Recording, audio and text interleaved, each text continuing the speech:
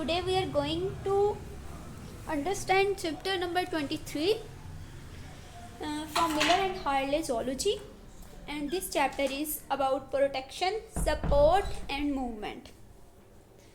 So first of all we will focus on protection. Protection actually है क्या? किसी भी किस्म के हार्मफुल केमिकल से, किसी हार्मफुल प्रेडेटर से खुद को प्रोटेक्ट करना, हिफाजत करना, ठीक है। और प्रोटेक्शन का काम कौन कर रहा है? Integumentary system. इंटेगोमेंट आउटर कवरिंग होती है बेसिकली, ठीक है। जो भी एनिमल की आउटर कवरिंग होगी उसे हम क्या कहेंगे? इंटेगोमेंट। अब इंटेगोमेंट के फंक्शंस क्या क्या होते हैं? सबसे पहला फंक्शन तो हम स्टार्ट में देख चुके हैं। प्रोटेक्शन के लिए कौन सा सिस्टम है? Integumentary system. सो इसका मेजर फंक्शन क्या हुआ? इंटेगोमेंट का मेजर फंक्शन क्या हुआ? प्रोटेक्शन। सो प्रोटेक्शन किस किस चीज़ से? सबसे पहले तो प्रोटेक्शन है किसी भी किस्म की इंजरी से।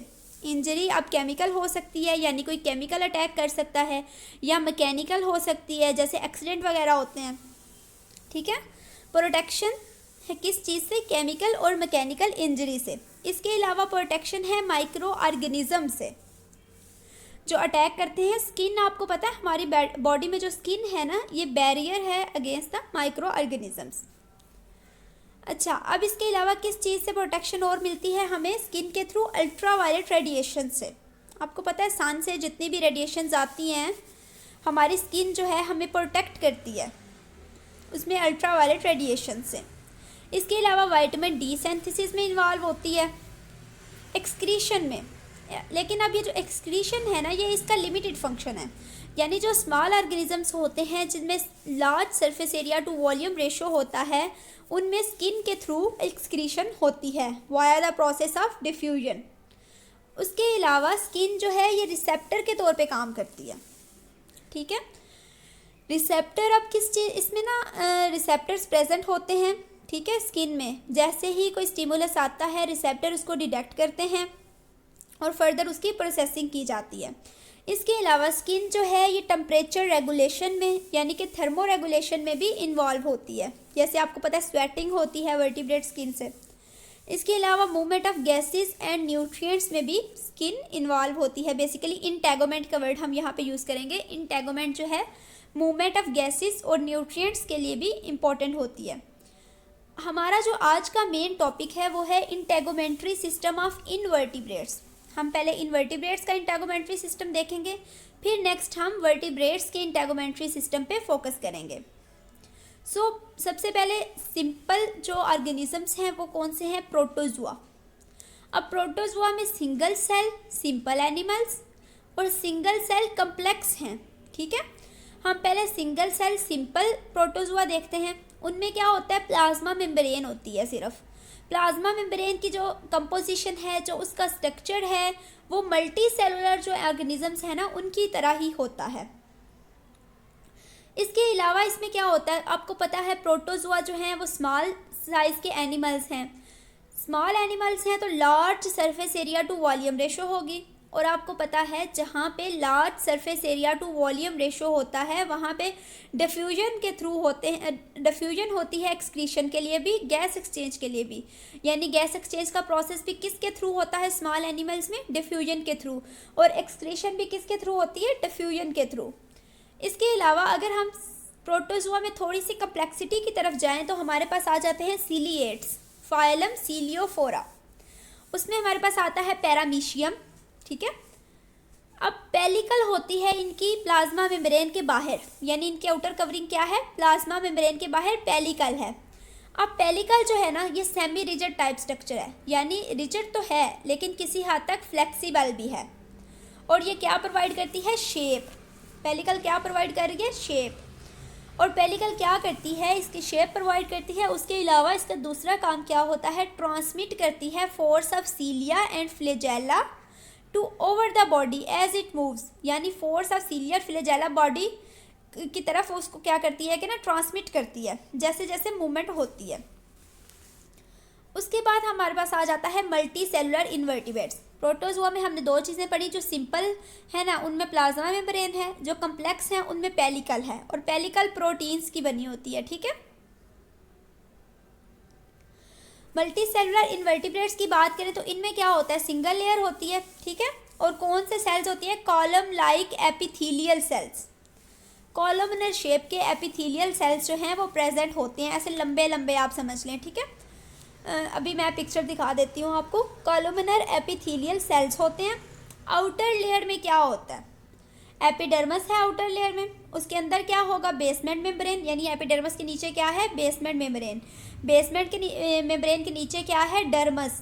अच्छा, अब जो एपिडर्मस है ना, इस पे समटाइम्स सीलिया प्रेजेंट होते हैं, और इसके जो सेल्स होते हैं ना वो ग्लैनुलर होते हैं, यानी ग्लैंड्स होते हैं उनमें, इसके सेल्स में, और वो सेक्रीशंस प्रोड्यूस करते हैं। वो सेक्रीशंस कौन सी हो सकती हैं, नॉन लिविंग सेक्रीशंस होती हैं, ठीक है। उस नॉन लिविंग सेक्रीशन को हम क्या कहते हैं, क्यूटिकल। क्यूटिकल अब होती है दो तरह की। कौन कौन सी टाइप्स हैं क्यूटिकल की, एक तो क्या होती है थिन और इलास्टिक है, एक थिक और रिजिड है। जो थिन होती है और इलास्टिसिटी जिसमें प्रेजेंट है वो है रोटीफर्स में, जो थिक और रिजिड होती है वो है क्रस्टेशियंस और इंसेक्ट्स में। थिक है कोई चीज़ तो वो सपोर्ट प्रोवाइड करेगी ना, रिजिडिटी है उसमें, वो टफ है तो सपोर्ट प्रोवाइड करेगी। अब ये टफ क्यों है, क्योंकि इसमें काइटिन और प्रोटीन की प्लेट्स जो होती हैं वो प्रेजेंट होती हैं, और वो आपस में लिंक किससे होती हैं, फ्लेक्सिबल मेम्ब्रेन के थ्रू, ठीक है। काइटिन और प्रोटीन जो लेयर्स होती हैं वो लिंक्ड होती हैं फ्लेक्सिबल मेम्ब्रेन के थ्रू। अब जो क्यूटिकल है ना, ये सिंगल लेयर नहीं है, बल्कि इसमें दो लेयर्स हैं, एक प्रोक्यूटिकल है, एक एपिक्यूटिकल है। नीचे प्रोक्यूटिकल है, ये दो पार्ट्स में फर्दर डिवाइड हो जाती है, एक्सोक्यूटिकल एंड एंडोक्यूटिकल, ठीक है। एक्सो आपको पता है बाहर वाली साइड पे होगी, एंडोक्यूटिकल अंदर वाली साइड पे होगी, और एंडोक्यूटिकल के बिल्कुल नीचे एपिडर्मस होगी, और एपिक्यूटिकल सबसे बाहर होगी। प्रोक्यूटिकल के ऊपर क्या होगा, एपिक्यूटिकल। एपिक्यूटिकल वैक्स से बनी होती है, ठीक है, और ये हाइड्रोफोबिक होती है नेचर में। नेक्स्ट है नाइडेरिया। नाइडेरिया आपको पता है, एक तो हाइड्रा है जो बहुत सिंपल है, बाकी जेली फिशेस वगैरह, सी एनिमोन्स वगैरह। जो हाइड्रा है ना उनमें single cell layer thick epidermis होती है, यानी सिर्फ एक लेयर होती है सेल्स की। जो अदर नाइडेरियंस हैं उनमें क्या होता है, एपिडर्मस में होते हैं म्यूकस ग्लैंड्स, और वो म्यूकस ग्लैंड्स क्या सेक्रीट करते हैं, म्यूकस ग्लैंड सेक्रीट करते हैं कैल्शियम कार्बोनेट, ठीक है। उसके बाद थर्ड है हमारे पास जो क्या लें, प्लेटी हेलमिंथेस हैं, उसमें जो पैरासिटिक है ना उनमें क्या होता है, टैगोमेंट होती है। टैगोमेंट क्या है कि बहुत ज़्यादा सेल्स जो है ना वो इकट्ठे होते हैं, मल्टी न्यूक्लिएटेड सेल्स होते हैं, ठीक है, वो कवर कर लेते हैं पैरासिटिक फ्लूक्स और टेपवर्म्स को। अब टैगोमेंट का क्या काम होता है, दो काम होते हैं टैगोमेंट के। चूँकि ये पैरासिटिक हैं तो इसने प्रोटेक्ट करना है अपने जो ऑर्गेनिज्म है उसको इंजाइम से, होस्ट के इंजाइम से। इसके अलावा इसने फूड लेनी है, तो ये दोनों कामों में टैगोमेंट हेल्प करती है। नेक्स्ट है नीमाटोड्स एंड एनालिड्स। नीमाटोड्स में क्या होता है, एपिडर्मस जो होती है वो सिंगल सेल लेयर थिक होती है, और वो क्या प्रोड्यूस करती है, many cell thick cuticle. Echinoderm में क्या होता है, थिन एपिडर्मस होती है, सिलिएटेड होती है, और डर्मस जो होती है ना उसमें कैल्शियम कार्बोनेट प्रेजेंट होता है। अब ये बात माइंड में रखनी है कि जो नाइडेरियंस थे ना उनमें एपिडर्मस में कैल्शियम कार्बोनेट सेक्रीट करने वाले सेल्स थे, जबकि अकाइनोडर्म्स की जब हमने बात की है तो कैल्शियम कार्बोनेट कहाँ पे प्रेजेंट है, डर्मस में। इंसेक्ट्स में इसके अलावा एक्सोस्केलेटन होता है, जिसको हम डिटेल में डिस्कस कर चुके हैं इंसेक्ट्स के चैप्टर में, लिंक मैं उसका डिस्क्रिप्शन में दे देती हूँ। अब इसको एक दफ़ा रिवाइज कर लें। सबसे पहले हमने देखा प्रोटोजुआ। प्रोटोजुआ दो तरह के होते हैं, सिंपल हैं, कम्प्लेक्स हैं। सिंपल में क्या होता है, प्लाज्मा मेम्ब्रेन। कम्प्लेक्स में क्या होता है, पेलिकल।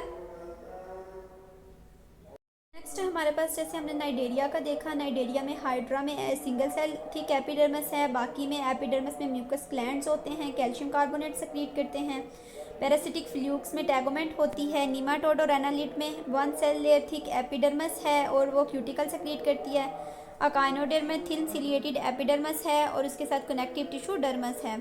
इसके बाद अभी हम पिक्चर्स देख लेते हैं कि एक तो इसमें देखना था कि जो क्यूटिकल का स्ट्रक्चर है, और उसके बाद जो मल्टी सेलुलर इन्वर्टिब्रेट्स हैं उनका स्ट्रक्चर देख लेते हैं।